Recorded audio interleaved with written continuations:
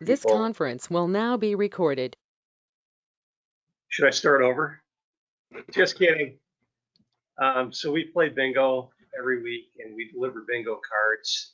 We drench ourselves in sanitizer, keep bread bags on our hands. And it's just a good chance to, from a distance, talk to the restaurant owners and kind of touch base with them. I attended an extremely valuable GMG webinar yesterday, so thanks to Patrick and John Considine, everyone at GMG for putting that on. It had doctors and healthcare administrators and businesses. Coloplast was there, Taylor Corp was there. Just an example of that. What do you do? What's your protocol if somebody tests positive in your workplace? Well, they had an answer to that question. So this webinar went on for about an hour and 15 minutes, something like that, which is great information. I listened to the governor's entire press conference yesterday and even jotted down some notes. Curbside shopping will be allowed beginning Monday, so that's good to hear. So where I'm going with this, after absorbing all this information and listening to people, is that people don't want to get coronavirus.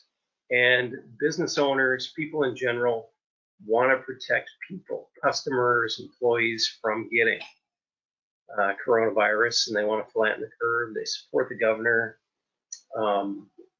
Businesses and workplaces, just everyone I've talked to and listened to, has kind of had that same common thread that, yeah, for things to be open, that's great.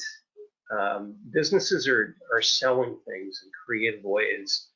And so the chamber, based on that, based on everything we've heard in the past week, is going to put together a campaign and hopefully have that on paper by the end of today and put some dollars behind it to encourage businesses to be safe and creative, and things they're already doing to be safe and creative, and reward that, promote that. And like I say, there's going to be some money behind it. So it's something you'll hear about in the news. Virtual happy hour continues. It's every day, every week on Fridays at 4:30 p.m. We get about 8 or 9 or 7 people. It's great. It's just mostly social, a way to get answers to questions, though, and also just sort of commiserate. Everyone's, I like to say we're in the same storm. We're not in the same boat. I stole that from somebody else.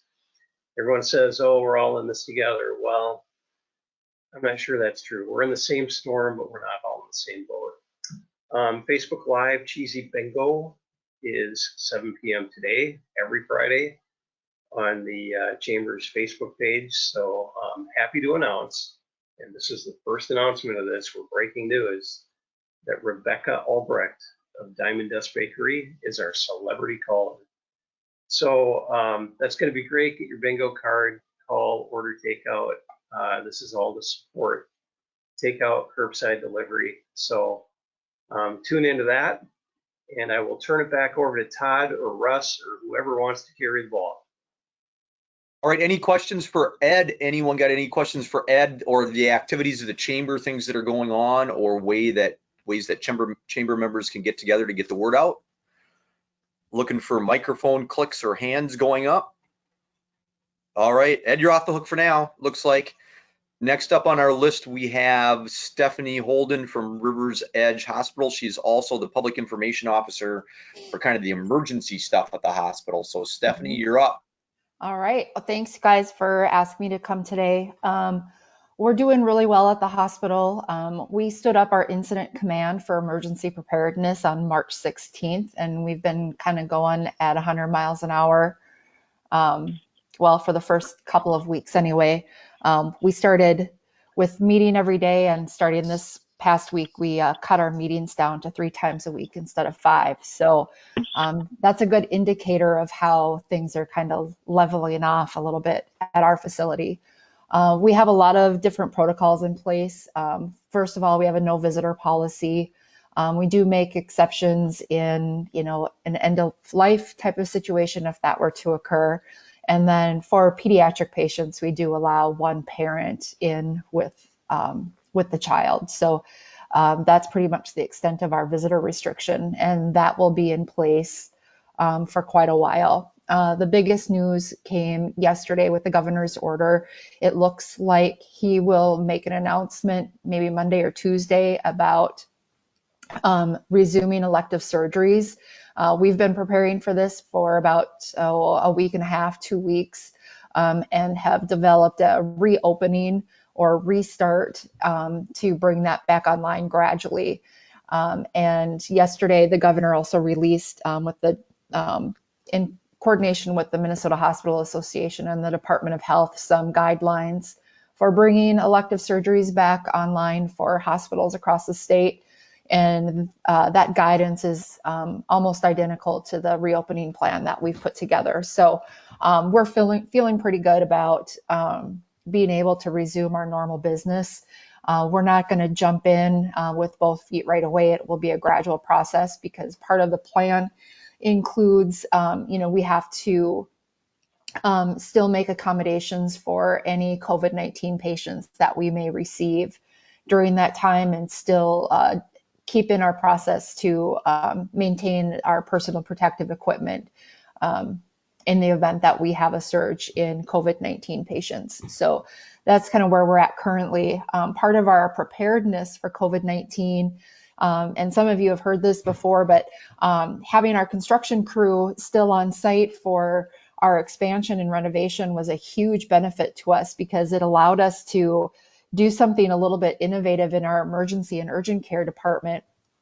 And the staff have coined it COVID Corner. But what we did was we took we have one negative pressure room in the emergency department, and then there's 4 urgent care exam rooms in line, like kind of in a straight line from that. And we shut that down and created a negative pressure area in those 4 exam rooms. And then also we turned our 2 trauma bays into negative pressure rooms.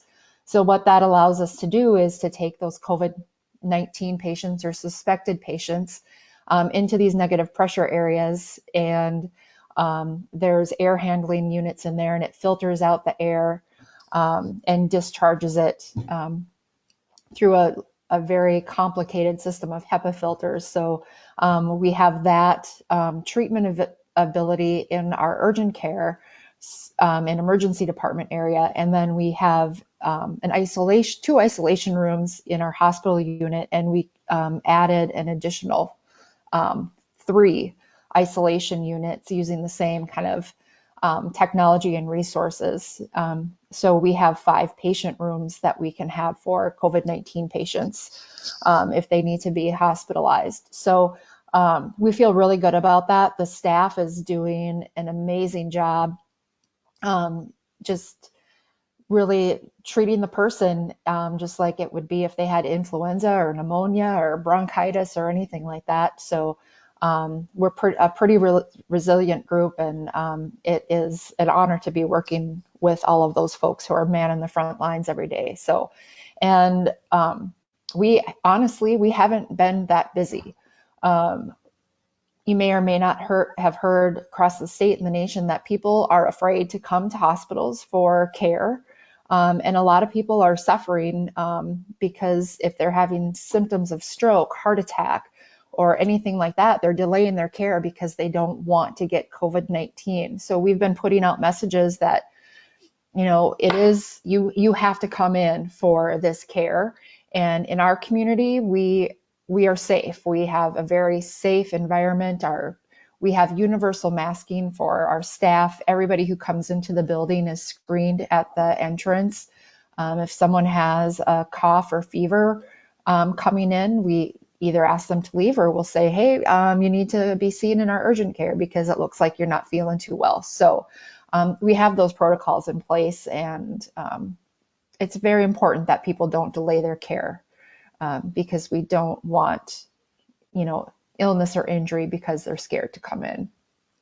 So that's kind of the main message we've been asking community members to spread around is like, if you're feeling like you're having a heart attack, you better get in, don't stay at home. So yeah, if you guys have any questions about what's going on at River's Edge, feel free to ask. Todd, did I miss anything?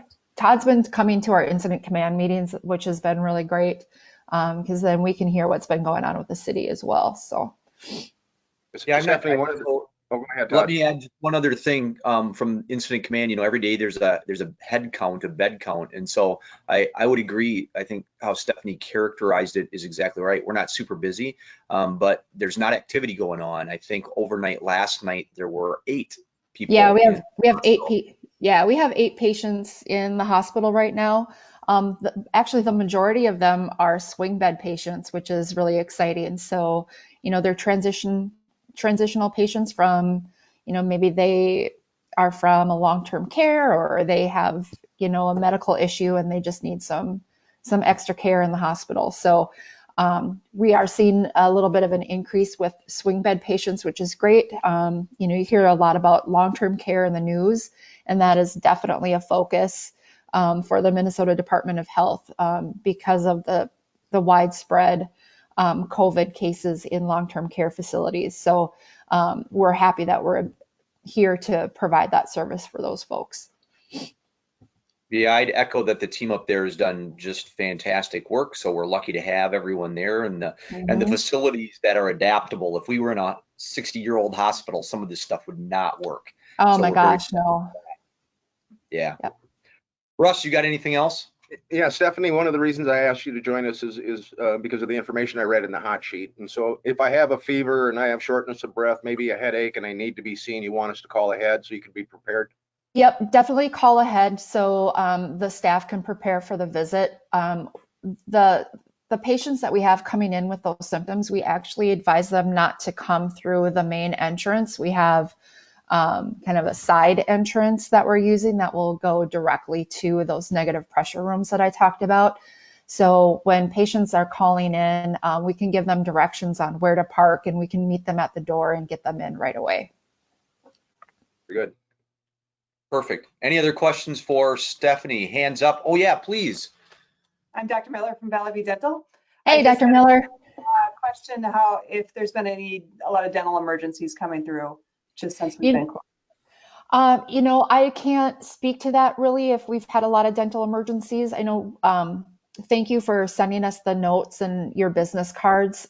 So we do have those in the emergency department. So I don't know if you've gotten any phone calls from patients that are calling us.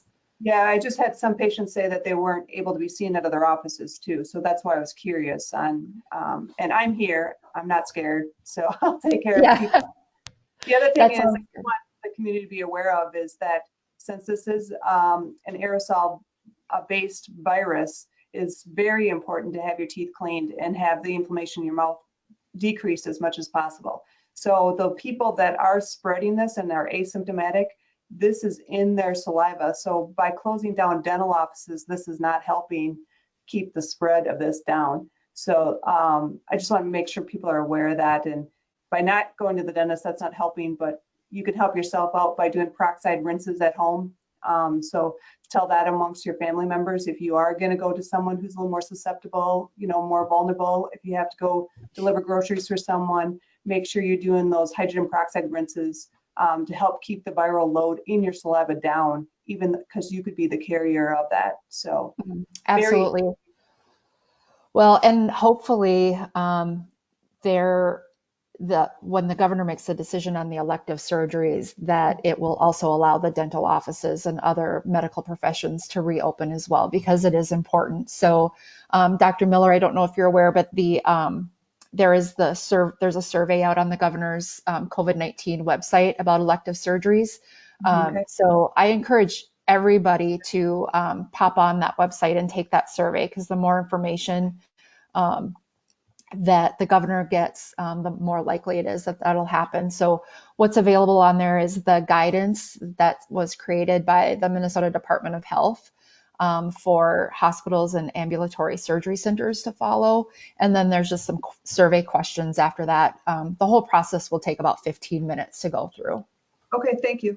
Yep. So the website for that is mn.gov/COVID-19. And you can find it on that website. Great, thank you. Yep. Hey, Dr. Miller, thanks for joining us today. Any other questions for Stephanie before we let her go? Yes. Some of the names aren't popping up today. So my screen, I can't make my bifocals work. This is Mike Connor with the SBDC down in Mankato. Hi, Hey, Stephanie. Mike. Hi.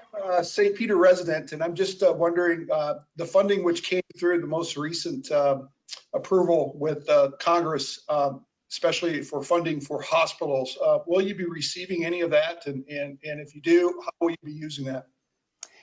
We've actually received 2 grants from the state of Minnesota. We received one early on in March, and that is going to be used for the procurement of personal protective equipment, and it will also help pay for the work that we did to create the negative pressure rooms.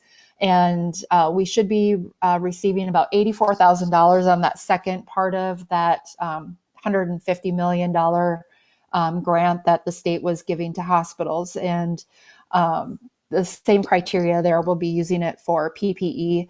And one of the things that we're starting, which is really exciting, is we have staff who have had daycares that are closed because of COVID-19, and they're frontline staff, and we need them to be at work. So we're actually going to be opening up a temporary daycare for our staff so they can bring their kids to work and have those kids cared for. So some of that grant money will be used for opening that daycare, and then some of it's used for some of the work that I do with communication and stuff about safety precautions and what's going on at the hospital.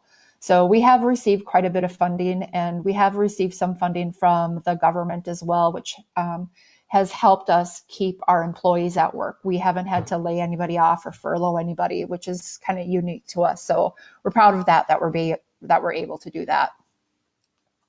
Mike, let me add one other one, because this is will be new on Monday night. In the second wave of PPP funding, hospitals like River's Edge that are owned by the city became eligible. So an application has been submitted, and the council will be taking action last night. Because of the unique nature of that funding, it looks like debt, but then it's a grant later. And so there's a process for that. So the city council will be meeting on Monday night, hopefully to approve that and entering the debt agreement. And then the hospital will meet on Wednesday, the commission, to fulfill their part of the legal stuff that we got to do around that. But I can't imagine that folks will say no to that, because it will be grant money to the hospital. And so I think we're in great shape from those government programs, PPP, emergency hospital granting, all those kind of things. I think that the staff's done a great job with that. All right, Thanks, other Mike. questions for Stephanie before we move on to Russ and the microloan program? Other questions? Hit your mic or raise your hand. I'm looking. I don't see anyone. Stephanie, thanks again. Yeah, thank you, everybody. Have a great Friday. All right. I think, Russ, do you mind if we jump around for a second? Yeah, actually, I think you're on the old agenda. I sent you one at 8:30 this morning when you were gone. Oh, I was already I moved Jackie up to the front so we could get her in and out if she wanted to run. All right, Jackie, I think you're probably on by phone. I think your initials there. So if you want to hit your mic, and that would be fantastic. Can you hear me? There you are, yeah.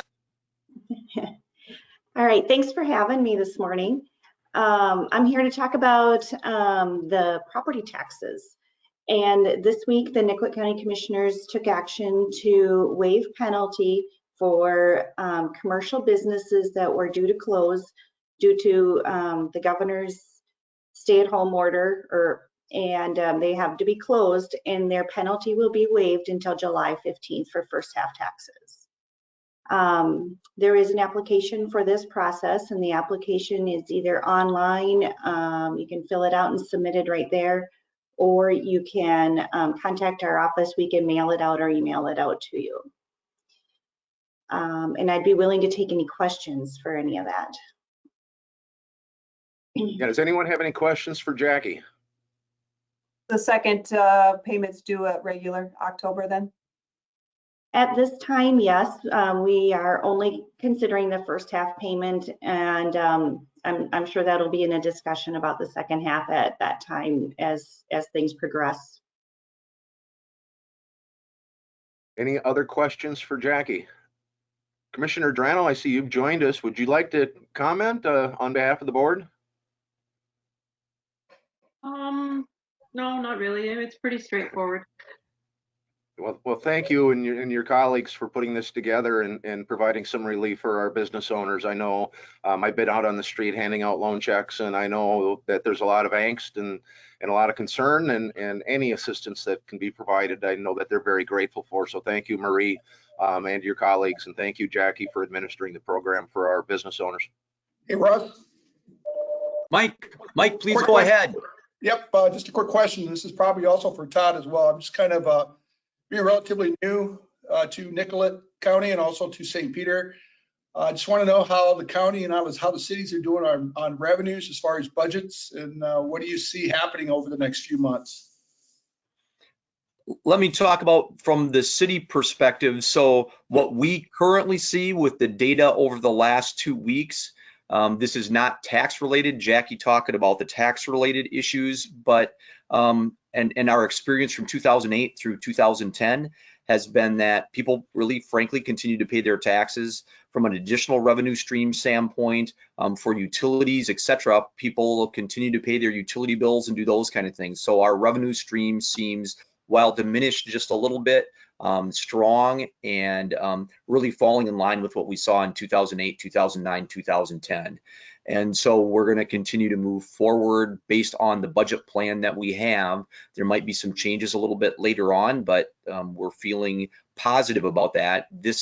Things like this are why we try and maintain and have a very strict policy relative to reserves. And so that's where we're at. I hope that helps. And I can add to that a little bit. One thing that we did at the county was we contacted all of our taxing authorities, including cities, townships, and schools, because that money that we collect here at the county ultimately goes back by as early as May 21st, starts going back to the schools and the other entities. And so we have seen really good tax collections. We don't have an indication that tax collections are going to be way down. The one thing though, with the cash flow, we know that the schools are probably running a little bit tighter ship. So that's why we want to maintain that we still do get tax dollars and that people pay their taxes if they can, so we can get that back out to the cities and mostly importantly the schools. Yeah, Jackie and her team did a great job with us. We had a wonderful discussion, and they had put together some really excellent data that's really helpful in the decision process. So that's been wonderful. Thanks. Any other questions for Jackie? Or I'm looking for microphones or hands. No. All right. Now I think Russ, we're at Patrick is up next, if I remember right, from Rita and GMG. So Patrick, thanks for being with us again. Hey, good morning, everyone. Thanks for having me. I just want to extend that conversation on property taxes and extend our thanks to Commissioner Duranto and Jackie for all the work they put in there. I know we had a number of conversations with Ryan at the county and Bob, his counterpart in Blue Earth County, to really talk about how can we target property tax relief that made sure that it was going to the businesses that needed it the most, that were most impacted by the COVID-19 issue that we're going through right now, but also didn't jeopardize the financial stability of our county, city, and government partners. So appreciate the work that they did to strike that right balance. I know it's very much appreciated from the businesses that we're working with, particularly on the North Mankato side. So thanks for that. A couple quick updates for you. Ed did mention that the governor put out a new executive order yesterday, Executive Order 2048. We have a synopsis of that order up on our blog, greatermankatoblog.com. I can run through quickly just the provisions of that order. Basically extends the stay-at-home order to May 18th. If you're a worker that can work from home, required to continue to do so. Encourages all individuals to wear masks when outside their home. Critical sector businesses that were already allowed to remain open can continue to do so, so no changes there. In addition to the non-critical industrial and manufacturing businesses that were allowed to open earlier this week, the executive order grants some furtherance of that, in that it now allows all retail businesses to open for curbside pickup only, effective on Monday. Salons and most other sort of personal service providers continue to remain closed unless you are already considered exempt or critical, but can conduct retail sales by a curbside pickup. So the biggest part of all of this, and Ed talked about this, is all these businesses that are reopening have to adopt a COVID-19 protection plan for their workplace based on CDC and sort of Minnesota Department of Health, OSHA guidelines. In our blog post, we link to several templates that have been created both by the Department of Labor and Industry, by the Minnesota Safety Council, and the Minnesota Safety Council and Department of Labor have both a general template as well as examples for particular industries. So, you know, salons and restaurants and construction companies, et cetera. You can kind of go on there and see a template plan that fits your industry category and adopt that for yourself. But any business that is sort of newly eligible to open under these executive orders from the past week or so have to adopt one of those plans, and it has to be based on some of these standards from the CDC, et cetera. It has to be published. You have to train your employees on it, and then you got to abide by it. So on our blog post, we do have links to all of those different templates that are available. As Ed said, we did do a webinar on this yesterday with both the Department of Labor and Industry, as well as some local businesses in the greater Mankato area that have sort of been early adopters of these plans, have really good models that they're implementing, and that you know, our businesses are welcome to take and sort of steal or R&D rip off and duplicate those plans that some of our early adopting businesses have already done. So all that is linked up on our website.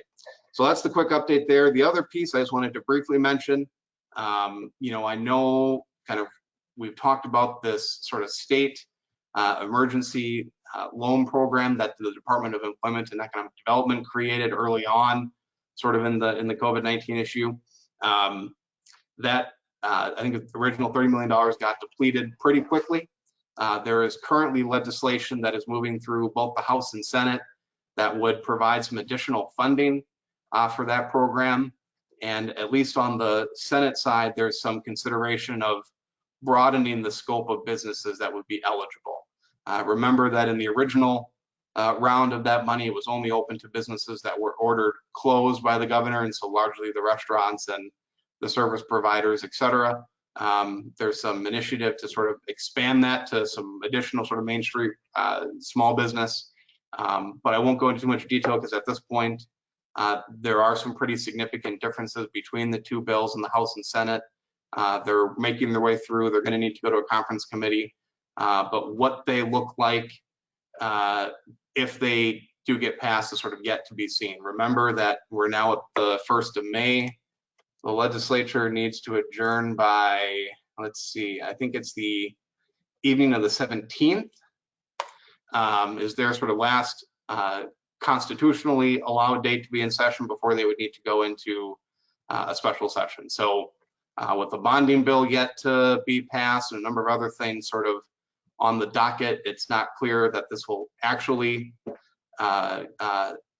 run its way through, but just wanted to put it on your radar if it's something you are, you know, continuing to look for different funding opportunities from a loan perspective for your business.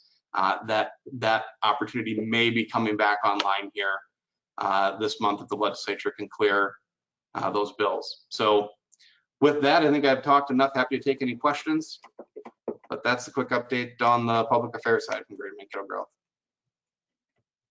I have a question. Any questions for Patrick? Oh, Jenny, please go ahead, Dr. Miller. The initial round of the state funding and loans didn't include dental offices. Do you know, is there a way I can find out if that would be included this second time? So I could send you the link to the Senate bill, which is the one that, yep, which I can send you the link to that. And we can look at that definition more closely to see whether you would fall into there. But, you know, as I said, don't put too much stock into it at this point. It's a long way to go before that would be finalized, if it is. Right. Thank you. Yep. All right, other questions for Patrick? Anyone else? Anyone else have a question for Patrick? I'm looking for microphones or hands. I don't see any.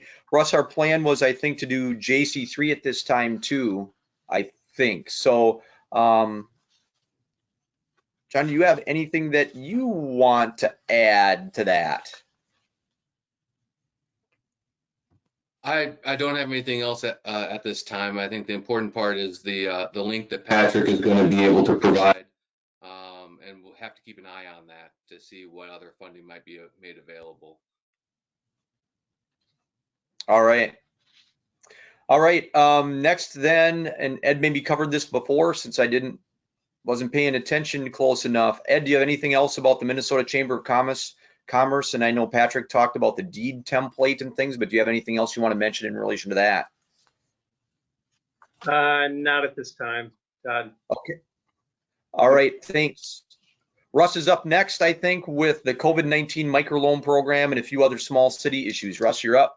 Yeah, as far as reopening, when you develop your plan, it's suggested that you make sure that you document that the employees are aware of that. So as you hand them a copy, you might want them to sign something because you are being asked to be responsible to keep your customers and your employees safe. So take it very seriously, please, and hopefully we can get the rest of the businesses opened in due time.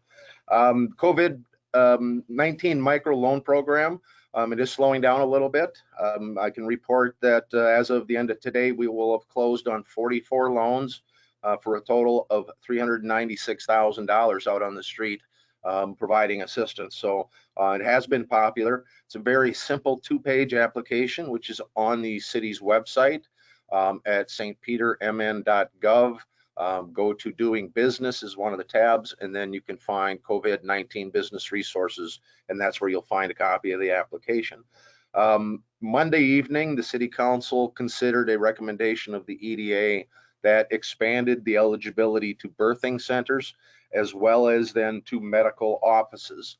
Medical office then is defined as consultation, diagnosis, therapeutic, preventative, or corrective personal treatment services by doctors, dentists, medical and dental laboratories, and similar practitioners of medical and healing arts for humans, licensed for such practice by the state.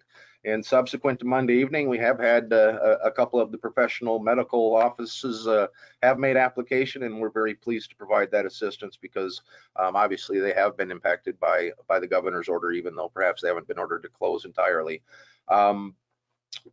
The Economic Development Authority has agreed to hold a special meeting next Wednesday at noon, and they've been requested to consider a further expansion to include auto repair.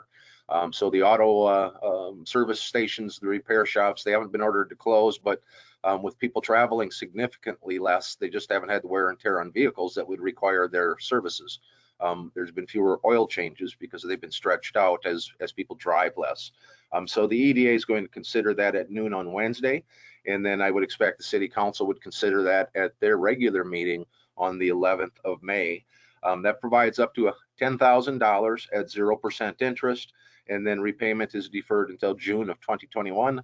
And when repayment begins, it's going to be set at $100 a month, regardless of the principal or the amount of the loan. And we're going to secure that with basically a promissory note, so it's essentially a signature loan. But we're glad to provide the assistance. I think things will continue probably to slow down a little bit. But it's been very, very popular, and every time I've handed out a check, you know, there's been appreciation for what the city council and the EDA put together and how fast that they've been able to turn that assistance around. So, Todd, I think we jumped over Patrick talking about the CARES Act. He talked about the governor's presser yesterday, and hopefully now he can fill us in a little bit about the Coronavirus Aid and Relief and Economic Security Act. We talked last Friday that was likely to be put in place, and it was signed on Monday. So Patrick, can you touch a little bit about CARES 3.5, I think? I suppose I can. I guess I'm getting it's like the slowest and longest month ever. I figured I talked about it extensively last week, but I guess it is so recent. we haven't fully covered it. Yeah, so the quick summary there is the Congress did pass and the president signed additional funding for some of the emergency loan programs that had been established. That Paycheck Protection Program received an additional $310 billion, I believe, and the SBA's Emergency Impact Disaster Loan Program received an additional, I think it was 50 or 60, I'm forgetting the amount of billions, but a portion for loans and a portion for those up to $10,000 grants that are provided through those SBA loans. So I haven't heard yet that the latest tranche of money has run out. I know they had some issues early on processing loans because of the sort of huge demand that was built up and sort of the state or the federal system crash, but I think that's back online now and banks are able to process. So if you were interested in getting a paycheck loan, getting a SBA loan, I guess I would encourage you to apply sooner rather than later. I know there is quite a bit of frustration out there with respect to exactly what repayment is going to look like. I wish I had better answers for you on that. The Treasury hasn't released complete and full guidance yet as to the real particular details as to what forgivenesses look like, how they're going to measure it, and so I know our businesses are having to make some tough choices about how to spend those dollars, particularly those that had to lay off a number of employees and whether they bring them back and what that looks like. So we'll continue to watch for that guidance and post it as soon as we can. But your bank is sort of the best source of information on that at this point, because they're the one looking at it most closely. But if you were interested in applying, haven't done it yet, haven't received it yet, would encourage you to do so, because there will be those funds will run out again at some point here. So and I'm not positive as to whether Congress will provide a third round of funding for it or not. So that's a quick update on the federal side. All right, thanks, Patrick. I think next we have Mike is here from the Small Business Development Center. As you know, Mike was with us last week, lives in town, is invested in our community. And the reason that we really want him to come and talk a little bit is because we really want to get the word out that business will look differently for sure as a part of this. And the Small Business Development Center can help you with your planning, and they do just a great job. So I don't know, Michael, if there's anything else that I can tee you up for, but please take it away. Sure, Todd. Just to kind of reaffirm what Patrick said earlier about the SBA programs, the payroll protection program is going. There was a little bit of a hiccup earlier in the week with basically the processing software some of the banks were using, but that's been resolved as far as we know. We are finding that people that might have banked with one of the larger banks may not have access based on the fact that those banks might have used their allocation. So we're essentially telling folks, hey, go look at a community bank, see what they can do for you from that perspective.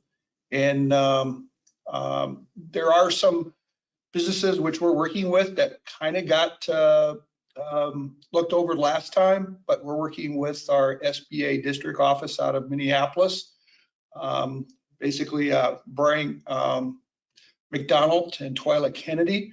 So we do have that local support within the state, and if we need to get something answered, they're very good at getting back to us on questions. So if anybody has any questions about the payroll protection program or the economic injury disaster loan, please feel free to give me a call now, and I'll check with our SBA partners up in Minneapolis.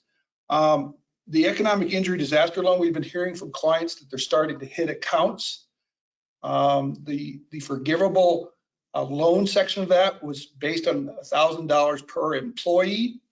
As far as the loans themselves that are coming through, what we've been told is that businesses need to wait about 30 days. They get a processing number, and then they get that basically deposited into their account. So usually it's 30 days after when they applied for the application. They're applied for the EIDL program and unemployment insurance. SOPROPS, 1099 private contractors are urged to apply as well. We're doing some webinars through the SBDC. You can find those through myminnesotabusiness.com. In the next few weeks, I know that we have Bob Isaacson, who's the finance person for the Minnesota Department of Employment and Economic Development, is going to be joining us Tuesday morning at 10 a.m. Then we're going to have a panel of attorneys to join us to talk about business type issues during this pandemic. And then we have the IRS that's going to be online to talk about some of the tax credits which are coming up and available for businesses as well. You know, from my perspective, the next few months, especially May, is going to be critical for small businesses. There's going to be some decisions that will need to be made. I also think that we're going to go from long-term wise, from a brick and mortar to maybe a brick and click type of avenues with businesses. What we're doing here at the Small Business Development Center is we're going to kind of recast our team so that we have more IT consultants, and also we have people that are involved in basically cybersecurity as well. So we're going to be seeing some changes from our perspective over the next few months. Other than that, I'm open for questions, Todd. I would just, to piggyback on what Mike said about the unemployment insurance piece, this is one where, you know, getting a lot of questions from our members, with the state sort of now making available that pandemic unemployment insurance available for small business owners, sort of independent contractors, self-employed, et cetera. That's a critical tool. And, you know, sort of the early mantra was that you could only access unemployment insurance if you sort of had paid into a state unemployment insurance, you know, account and been making regular sort of payroll withdrawals for that. That is no longer the case. With the way that the feds have set it up now and it's been implemented in the state of Minnesota, basically every business owner is eligible for unemployment insurance in some way. And so I would encourage you to help get that message out. Just had a conversation with a business owner yesterday about, well, all my employees are on unemployment insurance, but as the business owner, I can't get unemployment insurance. That is no longer the case. So getting that message out is going to be critical. Encourage everyone to apply through the state system. The worst the state can do is tell you that you're not eligible, but at this point, the way it's set up, most every business owner of any stripe should qualify if they, you know, had an adverse impact from COVID-19. And that also, and Patrick, maybe you can talk about this as well, but we're running in a situation in which we have people applying for the payroll protection program, but they have employees that they've laid off, and the employees don't want to come back based on the fact they're making more money through unemployment and not willing to come back to work. So they have to make some decisions from that perspective, being the employee. Are you seeing that too, Patrick? Yeah, absolutely. You know, the state has made pretty clear that, you know, if an employee is called back to work, at that point they are no longer eligible for unemployment insurance. And there is a process where if an employee refuses to return, an employee can, or an employer can go on their online system for UI and indicate that that employee has been called back to work, and at that point they'd be no longer eligible for unemployment insurance. But to the point that I talked about earlier, there is a lot of confusion as to what this forgiveness process looks like for the Paycheck Protection program, and especially for the bars, the restaurants, sort of the salon owners, et cetera, that have had to lay off their staff because they had to close. There's this key question now of, you know, what does that forgiveness look like? Can I get, if I only bring half my staff back, can I get half my loan forgiven and give the other half back to the feds, you know, a year from now, whatever that looks like? And I wish there was more we could do to help. This is sort of an issue on the federal side, not clarifying exactly what that process is going to look like. But I guess I would just say, you know, there still is going to be some level of forgiveness. Even, I guess the best advice I'm hearing from some of our bankers is, if you're reasonably confident that you can, you know, bring back all of your employees and get them on your payroll, you should have no issue with forgiveness. If you're in a position where you can't, or your employees are quite frankly better off on unemployment insurance, what I'm hearing is sort of a you know, take some of those dollars, spend them on, you know, some of the eligible things for payroll protection program, but be prepared that a portion of that may not be forgiven. And so either one, be in a position to pay back that unforgiven portion, or sort of keep it in your bank account to give it back to the feds, whatever you don't use. But there's still a lot of uncertainty there on this forgiveness side, and that's causing a lot of headache just from a strategy standpoint of how do businesses deploy those dollars.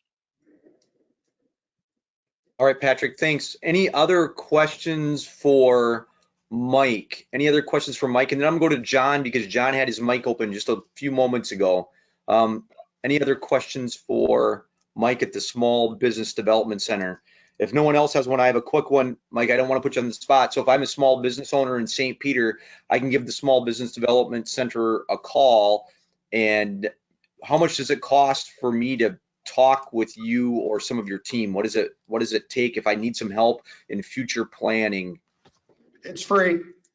We are funded in part by the SBA, also by the state of Minnesota, also the university and community partners like St. Peter. So, and they do a great job. When we have people that have worked with Mike and his team that come in for loans from the city, it's beautiful, fantastic, well-planned, well thought out, data-driven stuff. And so they are a big help for that. So I don't want to plug too much, but I do think about our local businesses and needing some additional planning help going forward. So please pass it around. And just my hats off to you and Russ in the city of St. Peter. I mean, we've been working with some businesses out of St. Peter. Thank you for having that small business program available for them during this crisis as well. They really appreciate it. Well, we need people out there that if they need help, there are people to contact, and Small Business Development Center is certainly one of those. John, you're up next. I just had a general quick comment about the SBA funding programs, and this was my understanding, and you know, Mike and Patrick can confirm this or not, but if you had applied previously before the reallocation of additional funding for the EIDL, the EIDL program, and the Paycheck Protection Program, you need to reach out to your bank or the SBA because those previous applications are not automatically getting funded with the reallocation. Is that correct? Go ahead, Patrick. Go first if you want. Well, on the EIDL side, when they first released it, there was an online application. It was pretty lengthy. It had a lot of detail to it, and it was pretty clunky. Mike, you may remember the date. At some point, like 4 weeks ago, give or take 3 weeks ago, they completely changed the application to more of a TurboTax style. There's like 15 boxes you got to fill out, 1 page, hit submit, and you're good to go. It was March 21st, 22nd when they changed it.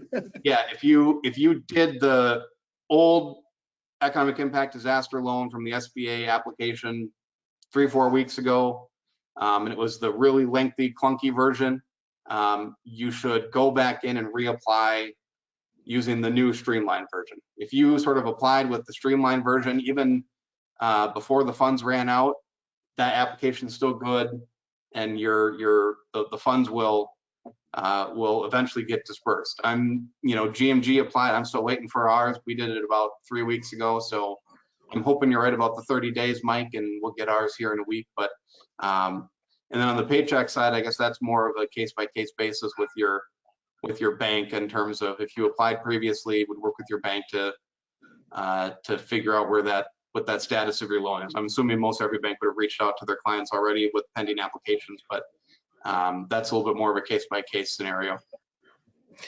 Yeah, and Patrick's absolutely right. If somebody applied for the economic injury disaster loan prior to March 22nd, I would say get with us. If they haven't already, they need to reapply because that former application was no good. There was also some just some processing errors that some of the applications didn't get through. But the payroll protection program, the economic injury disaster loan, you apply directly with SBA through their website. But the payroll protection program, you have to do it through your banker. So as long as you have a good relationship with your banker and you're communicating with your banker, you should be okay. All right, thanks, gentlemen. Any questions for this group? Any questions out there for this group? I'm looking for microphones clicking on or hands going up. I missed John last time. Anybody else? All right, Russ, let's go. I think next is financial assistance for veterans. Just a quick hit there. Yeah, I think we can really skip through the last three really quick, but I've talked the last couple of weeks about the assistance for the veterans. If you're an honorably discharged veteran or a spouse of a veteran that qualifies who is not remarried, you would be eligible. There's two programs. They're small. One's $1,000, and the other one is a $3,000 assistance. You need to show that you've been negatively impacted by COVID financially. So call Nathan Tisch, Nicollet County Veteran Service Officer, 934-7870, and Nathan would love to talk to you. So once again, financial aid assistance for veterans, call Nathan Tisch, 934-7870. And Todd, I'll kick it back to you, and you can tell us what Minnesota River Valley Transit has in common with the Small Business Development Center. So Minnesota River Valley Transit, which is the dial-a-ride in St. Peter for all of those folks. If you own a business and some of your clients use this, it is free through the end of August. It might be free longer, but for sure it is free through the end of August. So they call the 888 number, they can get on the bus, come to your business, and call again. They get on the bus and they go home from your business. So that's free. So we wanted to make sure people are aware of that. Russ, you were going to talk a little bit about MVAC and energy assistance maybe too? Yep, I picked this out of the hot sheet, and if you want to sign up for the hot sheet, that's our electronic newsletter. It's Barbara L at stpetermn.gov, and she'd be glad to get you on the distribution list. Perhaps she can even post that in the chat. But I picked up Minnesota Valley Action Council. They've got a weatherization program. They also have some energy assistance, and so they put out the word that there's still some assistance available if your employees or you are having trouble, keeping your utilities on. You can contact Minnesota Valley Action Council. You can actually go right to their website, which is mnvac.org. And you can download the application. You can submit that by mail, by fax, or you can even drop it in their Dropbox at the Mankato office. So if you're struggling to keep the heat on, keep electricity on, I think you can call Minnesota Valley Action Council or go to their website and get some help. All right, thanks, Russ. Barb put in the chat box the information related to signing up for the hot sheet, so that's there. We're kind of at our hour. This has been a lot of data provided for in this hour. So we were going to talk a little bit about, should we go again next week? I think with all the changes that we anticipate over the next week or two with additional advisories from the governor and others about different business sectors, even if we're together for maybe 15 minutes or a half an hour next week, should we be together? I don't know if anybody has any thoughts or comments about that they want to share. Ed's saying thumbs up. Marie's saying thumbs up. Dr. Miller is. Mike, I saw Mike. So we'll plan to do that again next week, same time, and we'll send out those invitations. I know Ed sends out invitations to the chamber members as well. Any other questions or things that folks want to share before we're done this morning? Anyone else? All right, let us know in the interim if you think of something or we need to make sure that we're broadcasting something more here or additional here, or you've bumped into something that you want to share. Please let Russ know as we make the agenda. He's really in charge of making that agenda, and we can try and get somebody to address that or get folks on here to help with that. All right, I think that's the end. Stay positive, test negative. That's my line. Stay positive, test negative. Nice to see you. Be healthy out there, please, everyone. Thanks again. Councilman Johnson, I